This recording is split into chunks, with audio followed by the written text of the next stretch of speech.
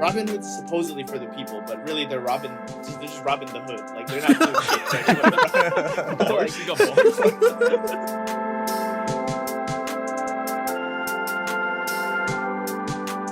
What's up, guys? Welcome back to an interesting discussion sometimes. I'm Haran. I'm with the boys, Christian, Harsh, and Tarun. And this week we got on one of my closest friends from high school. He's a current grad student at UVA, a big time COD and FIFA player. Interesting personality, to say the least. I'll let him do justice to his character. Karkar, introduce yourself. Yep. So my name's Abhishek. I go by my last name, Karkar, though. And I've been going by that since high school with pretty much all my friends and everybody I meet, outside of my family. Like Haran mentioned, I'm a grad student at UVA. So I did my undergrad at UVA in biomedical engineering, and now I'm doing my master's in engineering and biomedical engineering too. So I'm kind of what they call a double who at UVA. Yeah. But yeah, so after that, I hope to start working. So my program ends this December. So after that, I'm going to start looking for work in the fall. And then, I'll go from there. I'm really interested in like product and medical device design. I really want to like create something on my own. I'm really interested in like being like a proprietor of my own technology, of my own like device, something like completely new that I'm responsible for. Because I've always wanted to kind of get into entrepreneurship. So that's kind of what like my goal is, after all this, after COVID, everything slides past us, and it's time to move on. Like, that's really what I want to get into. So is your program a Master's of Science or Master's of Engineering? Master's of Engineering. So it's focused. It's not like, a lot of people, when they think about like biomedical engineering or just like biology in general, they think about research, but it's not really research. It's more the industry side of it. So, physically designing devices, there's a part of it that's software too. So designing applications that go with your devices as well to operate properly. They kind of go together, but a lot of our work is more about the physical design of devices. So, it goes from anything along the likes of like surgical tools to, there's this machine called the Da Vinci. Surgeons can like place their hands on basically these rotors, kind of like control, like flying a plane. And you can perform a surgery through a computer's arms hooked up and synced with your arms. It's pretty cool. Yeah. I said, how'd you get into COD from that? You do too many like RCXDs and like. Hey man, that's what they call me, the munitions expert, bro. RPG, RCXD, napalm, whatever you need, man. I guess like. I honestly don't like. So I actually did research in undergrad. I was not about it, dude. I was like, hell no. Like, there's no way. Like, you should have seen, because y'all didn't go to school with me, so you didn't know a lot of the bullshit I went through, like with research. It wasn't bullshit because at the time, like, I enjoyed it and I was getting paid too, which is kind of like uncommon for undergrad research. But dude, I was like waking up to keep up with the parking privilege too, man. Hey, I got the parking privilege. They gave me a pass. They gave me a pass that meant I could park in like these 3 spots in one parking lot, and I just faked it and pretended I could park all across the school. And I parked in like professor spots. I parked in like administrator spots, and I never got towed or ticketed once, bro. Like, not even once. In 3 years. Didn't you have a note that said like you work at the hospital or something? And then exactly. Yeah, and I did. I was part of the med school community because I was doing research for a professor in the med school. So yeah, that was clutch. But yeah, dude, I was waking up at like 5 a.m., 4:35 a.m. for 9 to 10 straight months at one point. Like, through the summer when I was working over the summer, and then like my fall semester of my 4th year too. So my last year, senior year. I was waking up at 4 to 5 a.m. pretty much every single weekday, dude, to get up in the morning. I go to research and I don't get out till like 12, bro. I'm underneath the hood for like 6 straight hours, pretty much. Like, weren't you working with like rats or something? What was your? Yeah. I was working with the mice. It was like a diet and genetics project. It was pretty cool. It's like trying to see if we could test how mice react to like different diets, see if that can help us study how like diabetes affects humans, and see if we can like isolate genes and stuff. See what we can target in humans when they're born, or what we can identify. See if if a baby's born, you don't know if the baby's gonna have diabetes. And there's like a big ethical deal and all, a bunch of other bullshit with this. whether, you should be like going into someone's DNA and checking for these things. But it's pretty cool because a lot of people are trying to figure out, can I like look into someone's DNA and can I figure out, is this person going to die by the time they're 25? Is this person going to develop cancer in 3 years? Is this kid going to make it past age 5? Yeah. Like things like that. So that's why it's a little like ethical, unethical. It's like on the bridge of that. But that's really why that research is big right now. They want to see if can we treat people before they get these things? Can we stop it from happening? I feel like that's where the science is going now. I was saying, like, what's the controversy? Because, like, if I, for some reason, had that type of disease, I would want to know ASAP, Like, I wouldn't care about, like, ethics. I know what you mean. It's like, the biggest controversy is really, like, is insurance. The real reason is insurance, because you got to get your baby insured, right? So, so now, like, that's a given. That's a given, right? Like, you can't have a baby and not have health insurance, right? Yeah. And, if you have a good job, most health insurance covers like children, like from the time of birth, or a certain number of months after birth. But the issue is, if they figure that out and your doctor tells you or the geneticist tells you at the time of your child's birth that, hey, your kid's at high risk for type 1 diabetes, like insurance company's just going to charge you. Huh? What? No, cut the cord, bro. No. Oh, I think can you do this testing like before, like, I mean, are you saying like this baby's already born and then they test it like immediately, or is it like they can test based on the genes of the parent? That's probably more down the pipeline after they kind of figure out if they can find these relationships through a human's DNA and associate like certain presence and activation of certain genes with like high risk factors for certain diseases. Like they got to first like do all the research to identify different genes and pair them up with diseases. Like what diseases are certain genes like going to be part of your DNA and when are they not going to be part of it? They got to do all that work first, and then down the pipeline, they're probably going to have that important discussion. Like, hey man, can we do this when the child's born, or should we do this later?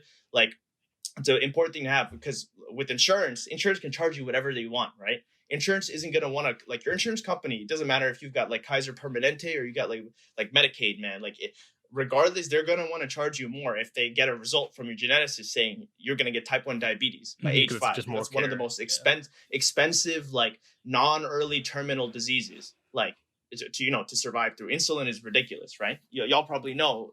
You probably don't know the exact prices, but like a vial of insulin these days, $250 or $300. That's like a week's insulin. Damn. And these people have to have a reserve of insulin too, on top of like their weekly doses. So yeah, it's pretty crazy. No, like Haran said, you pull the cord and then click square to respawn.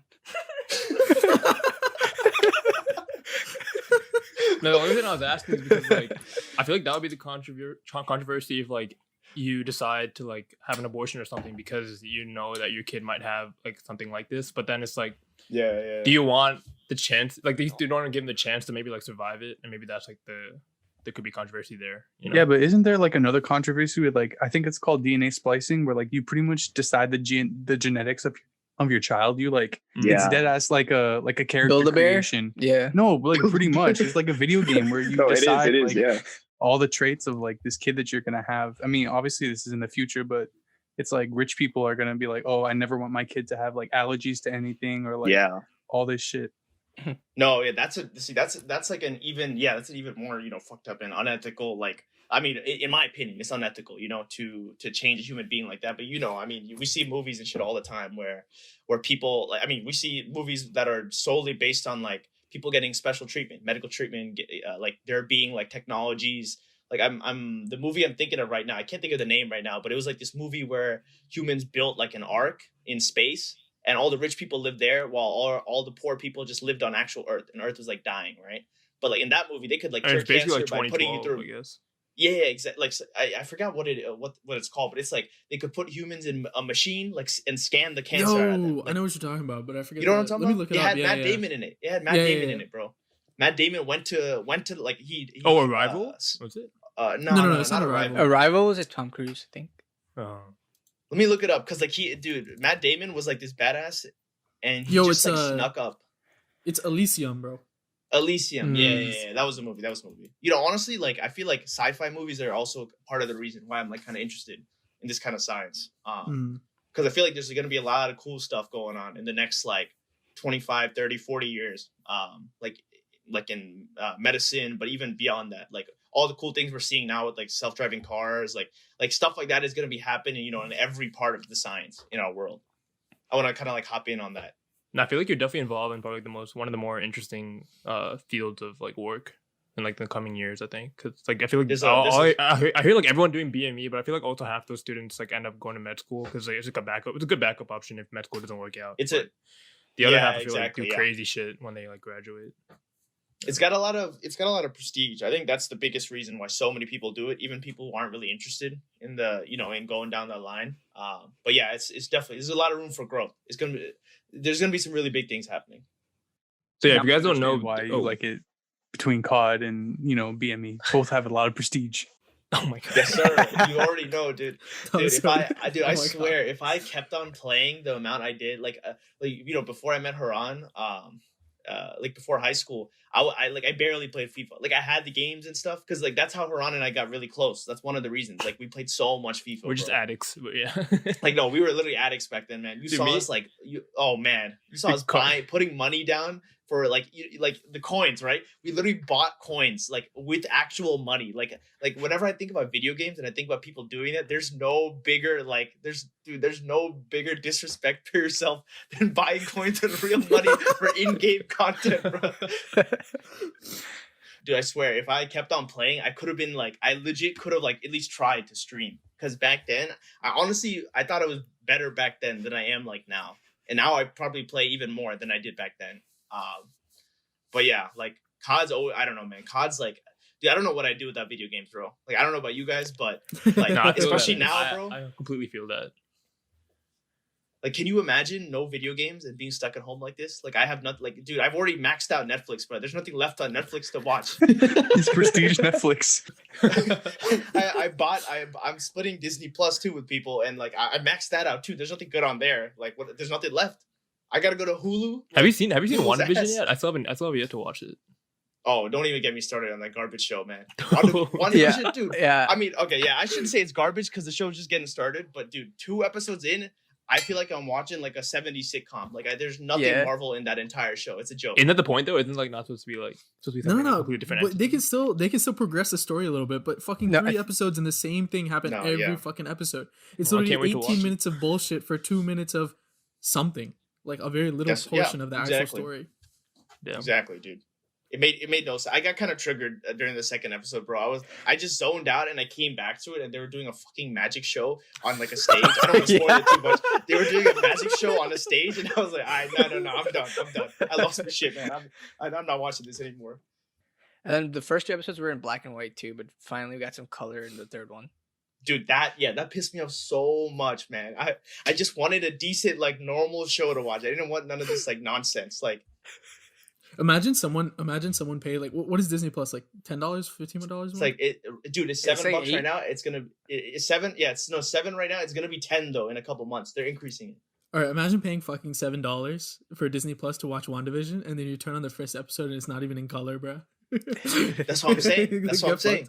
Swing it. Imagine paying $7 a month every month to watch one show every like 8 months, bro. That's worth watching. But I could just go on like there's this new website, bro. I'm pretty sure they took down Solar Movies, if y'all know what that is. And Putlocker and stuff. There's this new website called like bflix.to. It's the GOAT, man. It's the new GOAT. HD quality all the way around, bro. Do you own even a for like portion new of it? shit too? Huh? I was saying like even for new shit, or is it just old content on? No, new. Dude, I just watched. That's what I watched Wonder Woman on. Yet another ass movie. Oh, yo, we talked about that. Damn, you actually watched that? Oh man, everybody hates Wonder Woman. Dude, I'm a big fan of like the idea of Wonder Woman, but like I don't know why they had to ruin the concept like that, man. That was one of the worst movies I've ever seen, dude. I was so excited for that movie. Did you like the first one, Carcar? I thought the first one was okay. Okay, yeah, too. Yeah. I'm on the same boat. Yeah. I'm on the same boat. Yeah. Turin hated that one too. Rewatch it. Rewatch the first one and tell me it's not shit. I don't want to. It wasn't that great, but it was just okay. It wasn't terrible though. Yeah. I guarantee if you watch it again, it'll be worse this time around. Guaranteed. Oh yeah. DC, dude. DC is just don't even get me started on DC, bro. DC is like, how are they even making money? Like, how are they still in business, bro? That's how bad some of their content is. Like, you were talking about buying buying coins and everything. So I feel like that's where your gambling addiction got started.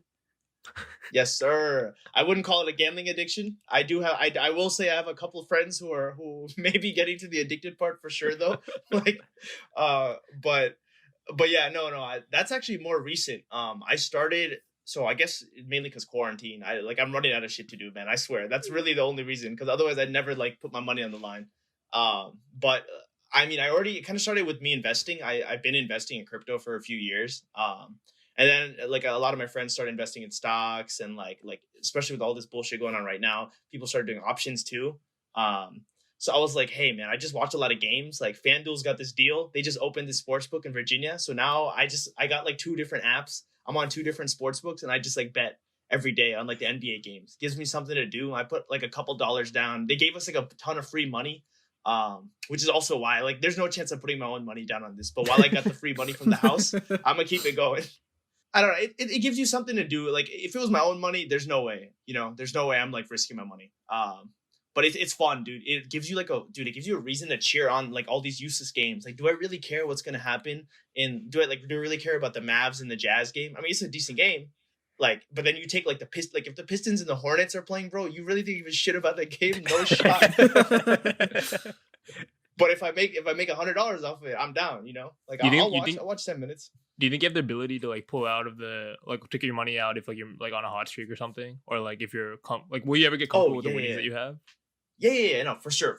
But I mean, it's only been like 2 weeks, so I'm not really comfortable with anything because I don't have any winnings. I'm still working on the house money. But yeah, no. I definitely like. I feel like so when I used to invest in crypto, I made a mistake like that. Like I got so hyped because like this one coin I got, it was to the moon. Like people on Reddit are saying to the moon. Like this shit actually went to the moon, and with no help either from Reddit or anything. I got so hyped they kept it in, but then like a week later, I literally made 13K in one night, dude. Like I shit you not, I went to sleep at 11 or 12 over winter break. I think it was 2017. And I wake up, I think it was after the new year. I wake up the next day and I'm literally sitting on like my portfolio literally says like 14 or 15K total. Like that shit. I mean, it was crazy. I just saw it. I did pretty much no research on it. I just saw, I was like, oh, it's only like 1 or 2 cents. Like, why not? So I bought like 100,000 shares because I had some profit from something else. Right. I bought like 100,000, 150,000 shares. The next thing you know, the shit like skyrockets 30 cents the next day. Damn. Holy shit. But then it went down. I kept it in there. A week or 2 later, it went down back to like 4 or 5 cents. So I felt so bad. I didn't lose any money, but I basically lost most of the stuff I made because I lost out on a lot of profit because I didn't pull much out of it. I only pulled out like 1 or 2K out of the profit. I guess that's a learning experience though. Exactly. That was a big learning experience for me. Like that was huge. Like now I'm not too attached on like making an extra 500. Like it doesn't mean much. Now it's kind of like I do this to like I'm going to do this with the mindset that I'm only going to do things in a way where if I'm only going to take the risks or I'm only going to participate if it's going to have a chance to change either like my daily life or if it's going to have a chance to change my like life like view completely, big time or day-to-day small things. I don't want to get caught up in the middle when it's like it's eating away at you. You're thinking about it too much, but it's not doing any, it's not actually like, making any gains for you, doing anything like to improve your life. You know what I mean? Like, I feel like that's when it gets toxic and just bad for your like health to worry about it too much when like, there's nothing much you could do after you put the money in. Yeah. It's the crazy thing about this GameStop thing, dude. Like, I think literally last week we were just bashing on GameStop about how Tarun Deadass just finessed them for some returning some like PS5 accessories or whatever. He's like, everybody who works there is kind of like, they're nice, but they're like not always there. And GameStop just fucking turned around and just made like, I don't know, like 700% increase or some bullshit like that, dude. Dude, GameStop is, this shit is, dude, like today, I can't believe the the Attorney General got a letter from some congressman. The congressman's asking Robinhood to get like criminally investigated over this shit. Yeah. Like that's how serious. I never thought like when GameStop popped off like last week, I never thought it'd get to like something like this. I didn't realize it was like dude, this is no longer even about GameStop. That's the crazy thing. GameStop just got like gassed up by these idiot Redditors. I always thought Reddit was for like straight clowns too, but I guess not. I guess Reddit could make you money. So now I'm on WSB too, bro. Now I'm reading it every couple days too. Like But this Reddit thing, like one little page on Reddit has turned it, I feel, into like a financial movement, bro. Like literally, that one hedge fund lost like what? How many billions of dollars? They lost everything, right? They're like bankrupt. $15 billion. They're almost I think they're essentially bankrupt. And they even got like a pour in of like $3 billion from like Citadel and stuff too. Oh, so like they got extra money and they blew that shit too. Oh my god! I feel like they probably bought like puts on GameStop after it skyrocketed, and they probably lost that too because it went down and then it went all the way back up again, even higher than the first time. Yeah. Yeah, man. Dude, shout out to Kunal. Even though he's not on here, shout out to Kunal, bro. He works for Citadel, bro.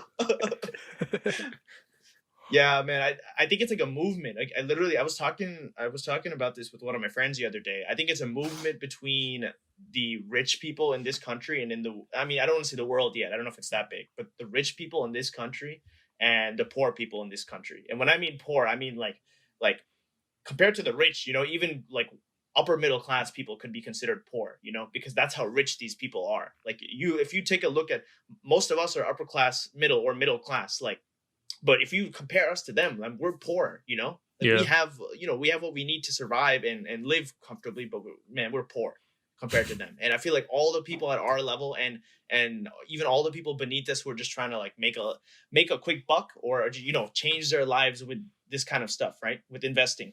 They're just getting screwed over by this, especially what happened today, right? All these stock exchanges like closed down just because they weren't comfortable and they thought they themselves, all the securities they're investing in, all the hedge funds that depend on them to make their money or supply them a lot of volume, right? Like just pure volume of buying stocks through the exchange. They're all going to lose money. And because of that, all these exchanges are just closing down to protect their biggest customers, right?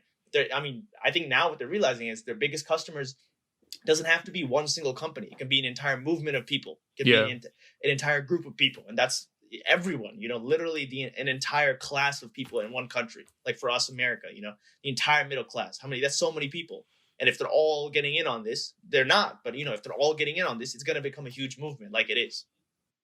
Yeah, that's tough because like all of those like stock company, like people who run it, it's all private. So like they have the ability to like just shut shit down whenever they want.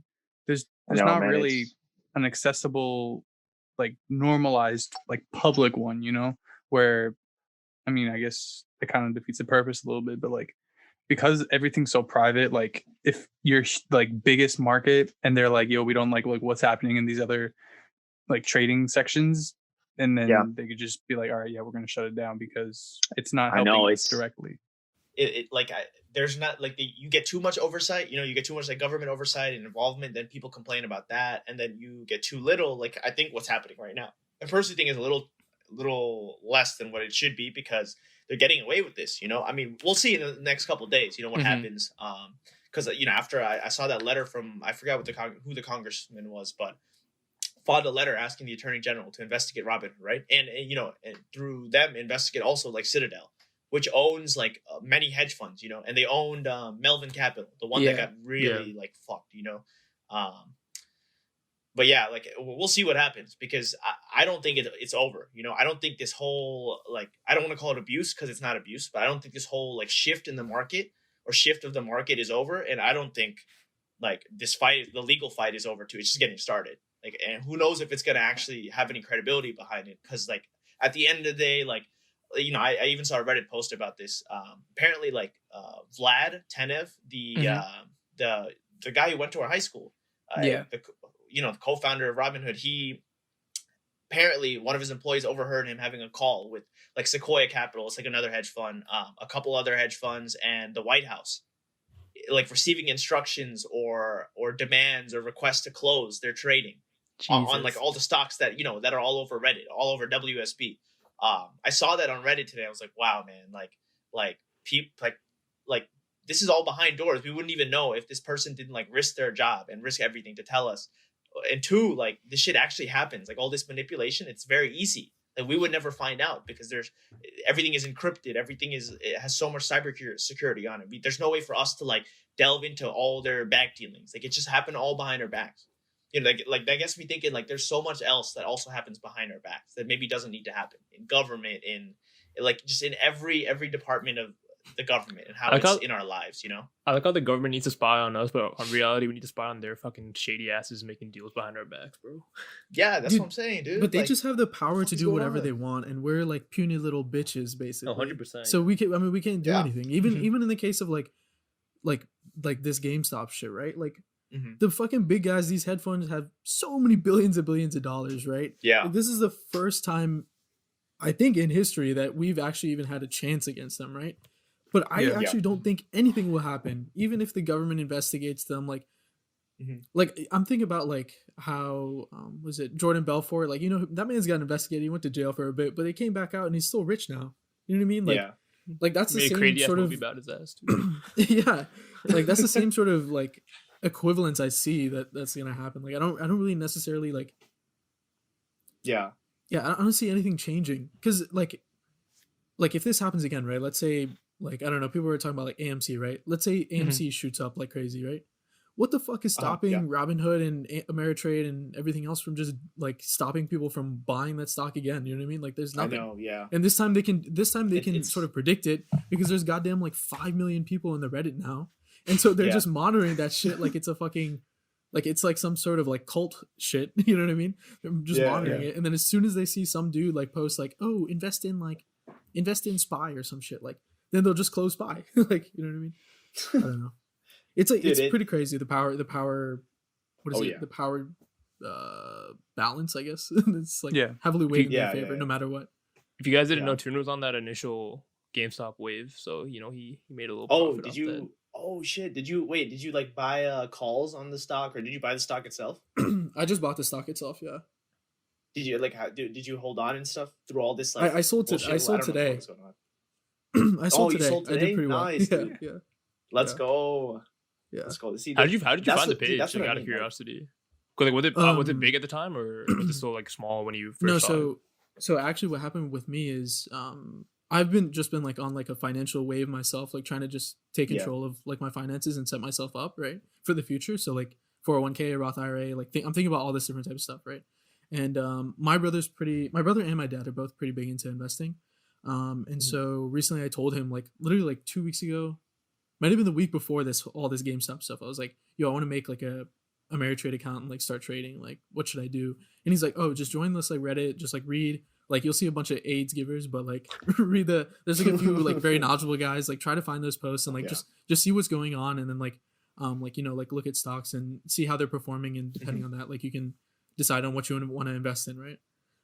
As soon as I got on like the Reddit and whatever, my brother's like, yo, just put some money into what do you call it, GameStop. People are saying it's gonna go crazy. I don't know what the fuck's happening, but just put some money in it. You might as well, because it's such a cheap stock at that point, right? Yeah. I put it in, and then it started like going a little bit, right? Like I think at the beginning of last week, so like last Tuesday, it was like 35, something like that. And then on Friday, it was like 71. And I was like, oh shit, that's pretty crazy, bro. It's like double. Yeah. Right? And then this week, like today, it fucking hit 475.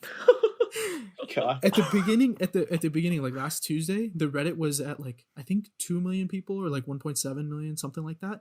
Yeah. Now today, I'm pretty sure the Reddit is at around 5 million people. Yeah. Oh my God. And that was contributed to because of fucking Elon. Like Elon boosted that shit like crazy, bro. Crazy. Dude, Elon, what's his name? No, Chamath. Yeah, Chamath as well. Dude. Mm-hmm. Oh my God, that guy is a lord, dude. Him and Elon to combine. There's one other person I'm forgetting, but them two and the other dude, whoever it was, combined. Oh my God, they just like to the moon the entire market, bro. Yeah. I swear to God, the entire market. Like even all the like it's like any stock whose ticker symbol came up on WSB. Like it doesn't even matter. Like even if 50 people in the world saw that little comment in the 60,000 daily comment thread, it's like it's going up. It went up like 5%, 10%, like everything. Any 3 or 4 letter ticker symbol that came up, it's going up. Like I could not believe it, dude. I felt like I was back in 2017 doing crypto. When like you could just put in a couple $1,000s in some bullshit like half a penny coin, and then you check back a year later, this company has no value, no anything whatsoever, and then it's up like 10,000%. Like today I looked on I've got this app on my phone that like tracks all the crypto coins. Sometimes I like to just like order them by like their percent increases daily, like their 24-hour increases. Today, bro, I swear to God, there's some stupid ass coin. It went up like 100,000%, 100,000%. Mad. Like what? Like that's not even real, dude. You're just creating value out of nothing, out of thin air, bro. Like these. I swear to God, these companies don't even. These companies just say, "Oh yeah, we have a solid code base." What does that even mean? What is a code base? Like we have a solid code base. It's proprietary technology. Yeah. We're gonna change the world. Like how many times do you change the world the same way, bro? Like I swear, like, half these coins have the same first like part of the name. It's like there's a Bitcoin, right? And there's a Bitcoin Cash, and then there's like a Bitcoin something else, and there's like a big like the same company just comes out with continuous bullshit, but it still gets fed. But all these people on Reddit, like all these people investing, they just see something cheap and they just put their money into it. It's crazy. I'll never understand. like how this works. And I mean, the way everything's going these last couple weeks, I'll never understand how the stock market works either. I'm clueless. Dude, it's a lot of a gamble. But like the main thing that I realized from this like past 2 weeks is like the fucking power of goddamn social media, bro. Like first of all, like they're already like, there's so much like not controversy, but like so much arguments around like how does the government like control social media, but it can't, right? Because these are all private companies with fucking billions and trillions of dollars, right? Like what the fuck is the government gonna do? Like they're just gonna continue, right? And so like I just think it's so crazy that fucking Elon tweeted, and I think the stock price is like 120 or like 130 something. It fucking shot up to like 275 like within the hour, bro, because of one tweet. One tweet. So much power. You think about how crazy that is? Oh my god. If we're talking about one tweet, dude, I'm assuming y'all have heard of Dogecoin, the GOAT. Yeah, the OG. Dude, Dogecoin that shit is hilarious, man. I actually know I don't know him well personally or anything, but I at one point in my freshman year of high school met the owner of Dogecoin. Not the owner at the time, but apparently like this guy named Tyler. I forgot his last name, but his first name was Tyler. A friend of my roommate's, Shrieker. Y'all all know him, I'm pretty sure. But this guy apparently bought out Dogecoin like when it was super low at some time between our freshman year of college and now. And I don't know if he still owns it or not, but he at one point at least owned Dogecoin, and that shit used to be the biggest meme, bro. Like the biggest meme. Yeah. Like that, dude. Like literally, I looked online today. I looked up Dogecoin just to check its price. And one of the posts or like news articles I found is Dogecoin was a coin created literally as a meme. Like it has nothing, bro. It has nothing. It's just a picture of a coin with a dog on it. Right? A fat corgi on top of a coin, and that's its icon. And I think today, what is it? It's probably at 3 cents by now. I think it literally went up like 250% today. From one tweet. I don't know if Elon tweeted it or I don't know if it popped up. Dude, on top of WSB, we got a new Reddit page. It's called SSB, Satoshi's Street Bets. Because Satoshi is like the mysterious dude who discovered Bitcoin or created Bitcoin. Nobody knows who he is. It's almost like it's a pseudonym. That's what I think that's the word for it is. It's like a fake name, right? Nobody knows who this dude is who started Bitcoin. They just call him Satoshi. So now we got Satoshi Street Bets gassing up all these random cryptos. Like nobody has, there's just nothing backing, no technology, no product, nothing backing up half these things. People just pouring their money in, and they're just here for the ride, bro. They're just here for the free money. Bro, that just reminds me of like just classic Reddit shit. Because I've been using Reddit since like my freshman year in high school. So I've been using Reddit for like 8 or 9 years at this point. Like I remember seeing WSB like a few years ago. It's just like, and it was all just memes of people be like, oh, I lost like 100% today or some shit like that. It's just like me when my stock drops 0.205%. It's just like random shitty ass picture. Like it's Reddit, what you think Reddit is, where it's just dumbass shit. But now that there's 5 million people making hundreds of thousands, potentially millions of dollars off of a fucking Reddit page, bro, just like they should start charging for that, bro. They don't charge for that, but they charge for Disney Plus. What are we talking about here? What is that? Dude, I always thought Discord was free, but apparently there's a paid Discord to be in. That's like, it's an extension of WSB, bro. It's a paid Discord. I didn't know you ever had to pay to be in a Discord, dude. Dude, they banned that shit. They banned that shit today. So now everyone's mad at Discord. Oh, they did? Oh damn. Yeah. Everybody's just, dude. Anytime anybody touches WSB, everybody's just gonna cancel them. It's just all the cancel shit again, man. It's happening again, bro. The funniest shit I saw this week for the WSB. This is like after Elon's tweet. Before, like near the beginning, like you said, you actually saw people talking about like I guess the math behind it in a sense. But a lot of the times it was just like, oh, hold or buy, basically. Mm-hmm. Then once all these like fucking new people started coming in, and I'm new too, right? But like the newer. Yeah. I saw one comment on the thread that was like, hey guys, if I buy 2 shares and it goes up by $50, does that mean I make $100?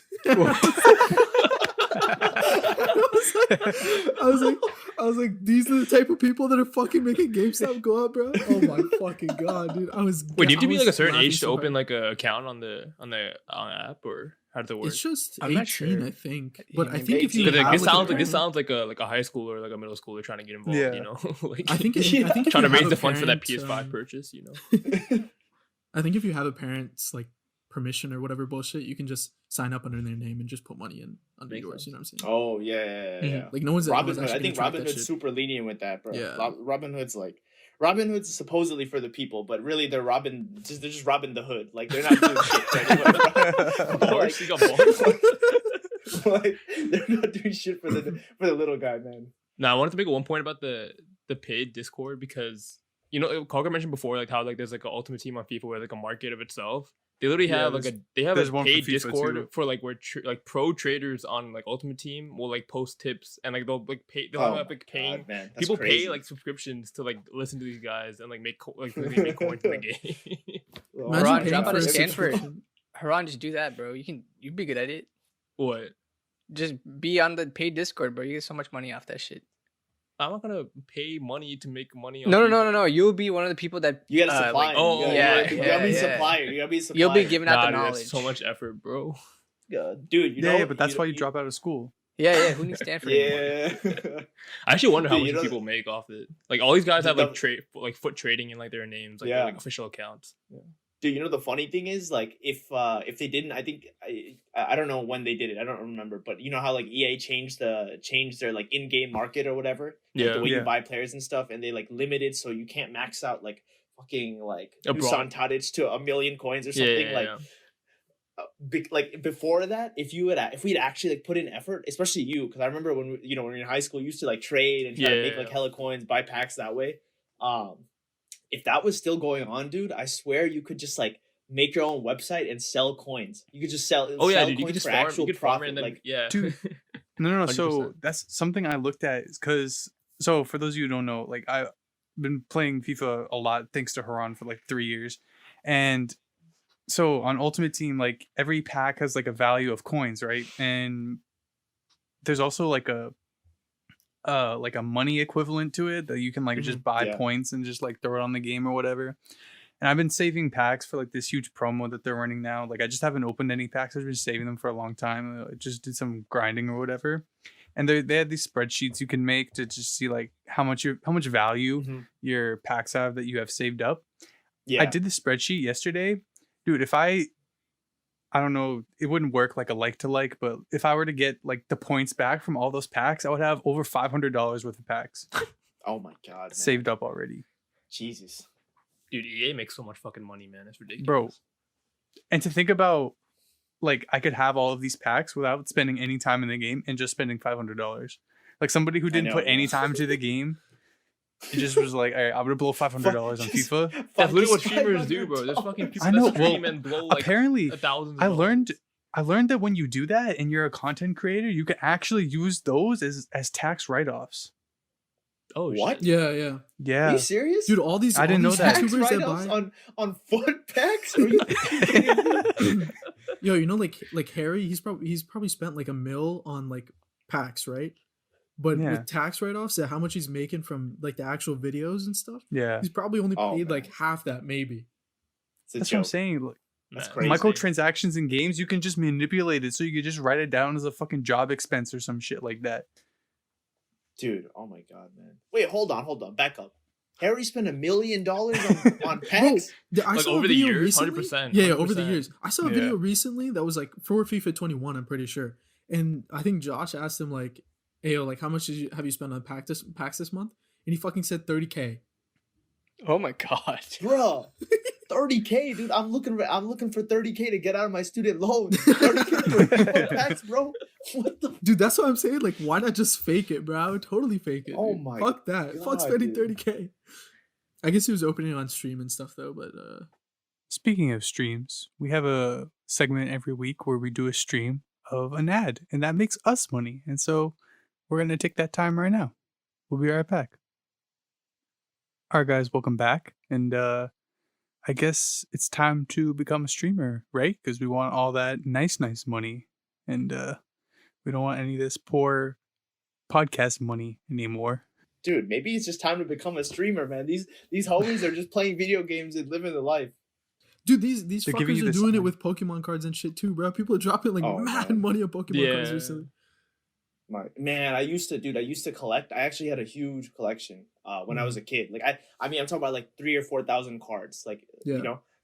You still have? I had all those shinies and shit too. No, dude. They definitely have a market value right now. Honestly. Oh yeah, they definitely. Do. I know 100%. They do. When my brother was little, like my mom accidentally gave him my binder because he was crying. Back then, you know, he would cry for like 5 seconds. He'd get anything he wanted. So he wanted my binder. It was on top of my shelf on my bookshelf. I still have this, not bookshelf, my computer desk, right? I still have the desk. Like my computer's on the desk right now. Like 15 years ago, he gets my binder, and this dude just got teeth. He is just eating my cards. Like, he was eating them, bro. I mean, like he's not actually ingesting them, but this man is just biting the shit out of my cards, destroying them. and then when he gets mad, he's taking them and fucking crushing them with his hands. Oh my god! Kid is like 3 years old. He pretty much went through and of course, you know, he's a kid, so he's gonna go for the shiny shit. He's not gonna go for the fucking rat like penny shit. He's gonna go for the shit that could have gone for like $100, bro. Yeah, exactly. He's gonna go for the shit that could have get me $100-$200 today. So yeah, it all went away, man. Because I can't. Venmo charge him for like $3K right now. Dude, Cockroach Brother used to geek me, but we would be playing games, and like Cockroach Brother, like from the distance, you just hear him like say like, "Yo, like Ubby, make me a smoothie." Cockroach has to like get up and like stop playing for a while just to like go make this guy like a sandwich or like a smoothie and come back. God, man, yeah, I was that kid's parent, bro. Straight up. Hey, man, it's how I learned how to cook, though. Yeah, I can't say the same for myself. So. Yeah, nice. Oh, absolutely. Oh, man, that used to be so funny, dude. Dude, I can't even imagine Haran making anything, bro. Even one thing. Yeah. Yo, Karkar, when you and Anand lived on like Shamrock or whatever, I remember one night we woke up after a night out, and then you and Anand were like, "Oh, you want eggs?" And I was like, "Yeah, straight." And then you guys proceeded to fucking take the whole box, like the whole carton of eggs, like 12 eggs or like 16 eggs, and you just put it all in one pan. What the fuck? That was crazy. Dude, we ain't got that bougie shit at apartments, bro. We're using this tiny ass pan to make 2 eggs a day. Dude, one time, one of my friends was making us breakfast. She used like the pot that I used to make my pasta, boil my pasta in. She used that pot to make eggs. She just put like 20 eggs in there and just mixing that shit back and forth like for like 30 minutes, and eventually we got something called scrambled eggs, bro. Something along those lines. I don't know what we ate, but it was something edible. Dude, no. My worst memory of Shamrock Road was when I slept over at your place and you didn't give me, I guess you didn't have an extra backpack. Extra pillow or like a comforter or whatever. Oh, yeah. So you just I slept on my fucking backpack and then you gave me your lab coat as a fucking blanket, bro. Dude, yeah, oh man. Do you remember that one time? I think you, me, and Helen slept on their floor, or it was just you and me, and that was when they lived by the fucking train. Yeah, that shit just woke us up all the time. That's Shamrock, bro. Fuck that apartment. Yes, no, and the floor was just straight up like so goddamn. It was bricks. It was bricks. It was straight bricks. It was actually just a slab of concrete with a piece of carpet on top of it. Yeah, 100%, dude. Me and an aunt, man, I don't know how we survived that place, bro. Every single night, bro. Dude, every single night the train's going on. And our rooms are right there. I feel bad for Anand because his room is literally right there. I mean, his room is the closest to the train station in the entire building, bro. Sometimes I think I started dating Bob in the sophomore year because I could sleep somewhere else. 100%, bro. Dude, I remember when y'all visited, I had nothing, bro. Like, That was my lesson, dude. I learned so much that time about hosting people, dude, because that was the first time anyone came to visit. I think that was like first semester after we got our own apartment apart from dorms. Dude, we had nothing, bro. I don't think I even had a towel for anyone, bro. I don't think you had a TV stand, bro. I think didn't you put the TV stand? We put the TV on the windowsill. We put the TV on the windowsill. Yeah. We didn't have anything, man. We were living. Man, like I can't believe we like thinking about how we lived our last 2 years, like the apartments we lived in. I can't believe we lived like that, dude. Like, holy shit. I actually felt like we lived like rats. But you know what the sad thing is? Like, so many people live like that. Like, real working people have to live like that. You know, it's crazy, man. Yeah, wasn't there like a family that lived next to you and they had like a couple kids or something? Dude, I felt so bad, man. It put us, dude, it literally put us down sometimes, bro. Like we would be watching basketball and we can hear the kids, like we can hear the parents in the apartment next door, like the townies, like yelling at their kids, bro. Like it was so sad. Yeah. That place was the worst place, man. The worst place to live in Charlottesville. I'm sure there's something worse, but that's the worst place I've ever been in Charlottesville, dude. My own apartment. Speaking of Charlottesville, I was told to tell you this. I heard that Tex-Mex food is good in Charlottesville. Can you comment on that? Oh, hell no. Oh, Lord, no. I need to know who said that right now, dude. Hell no. Absolutely not, bro. I would pass. There's only one place I would eat Mexican food, other than Taco Bell, of course. There's only one place in Charlottesville that I would eat Mexican food at. Guadalajara? That's Micho. Oh. Yeah. No. Guadalajara. What the hell are you talking about, Guadalajara? Don't ever eat there again, bro. Don't ever eat there again. Man, I went there. They didn't even. I went there to try my first year or my second year. They didn't even give me one more. They didn't even give me an extra basket of chips. One basket of chips. Yeah, that's tough. $3 for the extras, bro. $3 for an extra basket of chips, bro. That's fun. You think I'm made of gold? That's tough. I come to these restaurants so I can get the free chips and salsa, bro. The only place I eat at, the only Mexican place I eat at in Charlottesville is Micho. I remember we went there I've once. Been there. That place is good. It's good. I would say that's passable Mexican food in my professional opinion. Professional? I would say that is a 5 or 6 out of 10. Here, bro. Put some respect on them. 5 or 6 out of 10 on that Mexican food, and which is not bad for Virginia. I'll still say that's the best Mexican food I've had in Virginia. For me, that's it, bro. For me, that's it. And it's still a 6. And it's still a 6. Yes, it is still a 6. Virginia has got no good Mexican food, man. There's days where I'd just rather eat at Taco Bell than go to like a real Mexican restaurant around here, bro. Why even bother wasting my money, bro? Wait, what about Taco Bamba? What the hell is that? I don't think he's been there. Oh wait, no, Taco Bamba, the truck, right? The truck. They might be a truck. I don't know. It might be a truck.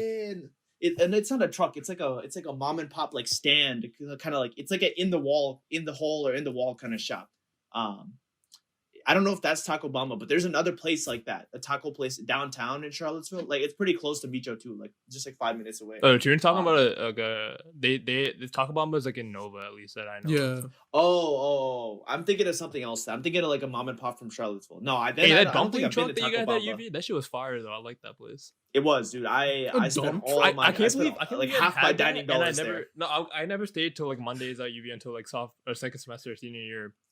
But and I went to that food truck once, and I was like, "Damn, I wish we had our food trucks at Tech are so ass compared to that." Bro, hey man, we had a Taiwan. We got periodic table, bro. Yeah, I know what I said. That shit's fire. Dude, y'all had real food to eat though in dining hall. That's true. Our dining hall. You mean fucking DP dough? Yeah, DP dough, bro. DP was the goat. Dude, that deal we had at DP Doughs, it had me and Anant, like we try to go back there every meal, dude. I was down, bro. I was down. Carker, have you ever been to Juan Gonzalez in Richmond?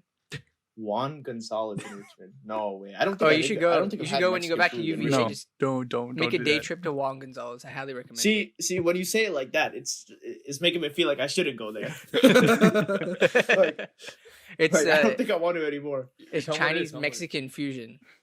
What'd you just say? Chinese and Mexican. Chinese and Mexican fusion? Yeah. He didn't say Juan Gonzalez. He said Wong Gonzalez. Yeah. Wong? Dude, why? Wong Gonzalez? That doesn't sound like a restaurant's name, bro. That sounds like the name of the child of a Chinese and Mexican immigrant, bro. That doesn't sound like a restaurant. Oh, man. Yeah, I gotta try it now. Dude. I've never heard of Chinese and Mexican food combined, dude. Jesus. What are people? People are running out of ideas, man. That's why that restaurant exists, bro. Wait, you guys want to see the logo of the place? Yeah. Yeah, show. We're gonna put the brightness down. What is it? A taco stand? That's just Harsh, you're gonna like, describe it for the people. That's just morally wrong, dude. So it's a circle that says Juan Gonzalez, and then there's a guy in the middle of it with a beard, and then like I don't know how to describe the hat. Like a samurai hat. That is a samurai hat. Dude, that is literally just a Mexican man with the Chinese hat on. 100%. That makes me want to. Oh my god!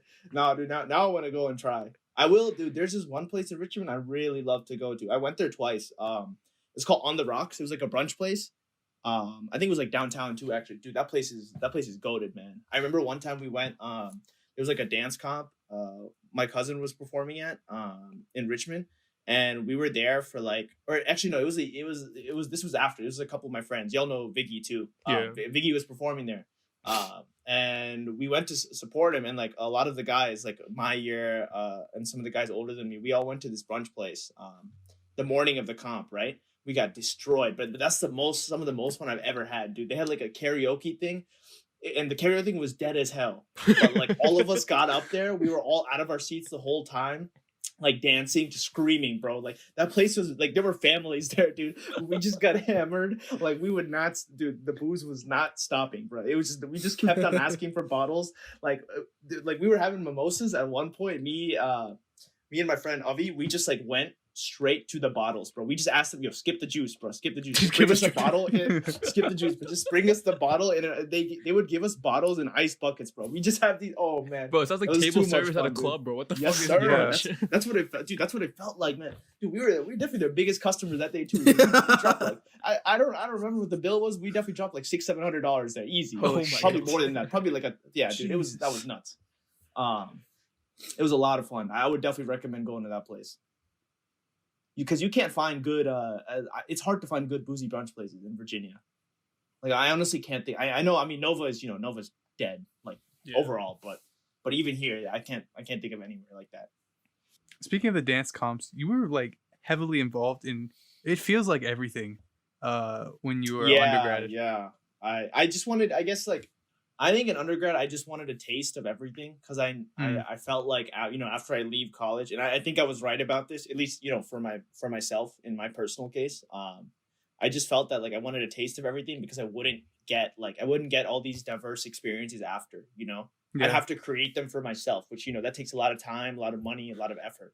When you're, when you start working and like, you don't have everybody around, you don't have your friends like just around you, like, right next to you, living next door. You don't have everything close together, and you don't have any commitments where you have to like go around and like be with family and friends. It's like hard to like get that taste of everything. You don't get the taste of all the different experiences. So I was just like, even though a lot of this stuff isn't like a really important part of people's lives, I just wanted to try everything. Like that's research. I gave that a try for a long. Right, that was a nice job I had in undergrad. Doing all the stuff in ISA, that was really great. Helped me meet a lot of people. Both at UVA and other schools. The dance comp that I did, right, I helped put together for a couple years, and then I ended up with my friend Syria. We ended up managing it ourselves and putting it together. Like we were in charge of the whole thing. Our fourth year last year at UVA, so that was a really good experience. I like you don't think of it like when I first signed up for it, like I didn't think it would lead to anything that significant, but by the time my last year in it, it's not my last year, I'm still in it, but the year I ran it, I never thought it would be that kind of experience, man. Like it was a mix of like incredible stress, but also like incredibly time consuming, but incredible hard work and learning too. Like I learned so much from that. Less about like I'm never gonna put together like a dance comp or any kind of like event like that, just for fun. But I learned a lot about like how to organize myself, like what really matters to me, how to talk to people, how to like treat people, especially when you need to get people to like do what you need them to do, like managing like between two people, managing 20 plus other people is not fun. I'll tell you that. It's not fun, especially when you can't pay those people, so you can't expect them to actually like deliver the results, that's true. I mean, I had a problem with plenty of people like on my board. I'll be honest, like, and they know too, but I mean they know because they were dumb and they didn't do shit, so that's why they know. Call them that's out. okay. Call them out. They probably won't listen to this anyway. Yeah. No. One day I hope they will, but not in a. I hope they don't. I hope they don't think of this in a bad way, because I'm still friends with some of them. And I don't have any hard feelings. It's different between like a working, like a professional relationship, and then like a friendship.